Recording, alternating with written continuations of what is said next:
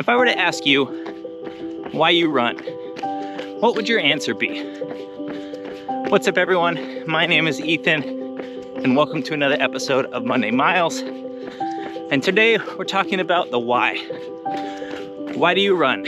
What's the real reason that you log these miles, that you get out of bed in the morning when it's cold, when it's hot, when you don't feel like running? What's the purpose and the reason why you do that? We oftentimes let fear and judgment dictate a lot of our lives. You know, it's one of those, oh, well, if I try this, what if I fail? Or, you know, what will people think if I do this? And, you know, it's easier just to, you know, play it safe, and, you know, that way there's no risk of failing. But if you flip it and you say, and you play it safe your whole life,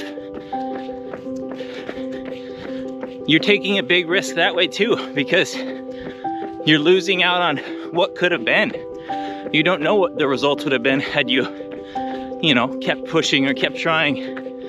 You don't know what your life could have looked like. And I think the saying that the graveyard is one of the wealthiest places in the world is so true, because there's so many ideas and so much untapped potential that never came to be because they were too scared, or they were, you know, afraid of what people would think. And I think that's why it's really important to have your why, to have, whether it's for your family or just for yourself. You know, maybe you've been in a rut for a long time, and you know, you're ready to finally change your life. But it's such an important thing, because we hear about motivation all the time, and motivation is great, but it doesn't last a long time. It's easy to get motivated for a week or for 2 weeks or maybe a month, but eventually that motivation will die out, and that's where discipline kicks in. And discipline's not always fun, but where it will take you is a lot further than any motivation you could ever have. For me, my why is obviously for my family. They're the most important, but also, you know, when I'm older and I'm, you know, don't have many years left, I don't want to look back and question and wonder, you know, what if I had maybe put a little more effort in here, or not been so afraid to try this thing, you know, because it seems scary, or it was probably gonna fail. You know, it's much easier to get to old age having tried a bunch of different things and failed than get to old age and having never tried anything and wonder, you know, gosh, if I would have tried this, maybe it would have worked out.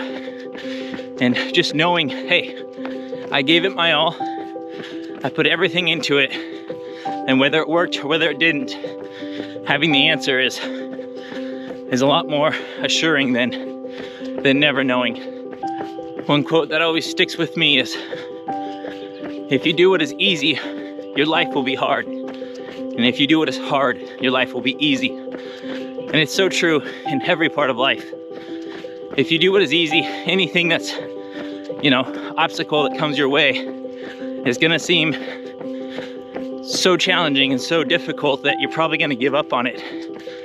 But if you do hard things constantly, you challenge and push yourself, when those obstacles come, you're already ready. You're programmed to just go over them and tackle the next one. So thank you guys for tuning in. I hope you have a great week, and remember your why. Keep pushing forward. For those of you who are running Springtime Surprise, have a great time. We're not gonna be down there, but we'll be thinking about you and cheering you on. So we'll talk to you guys next Monday.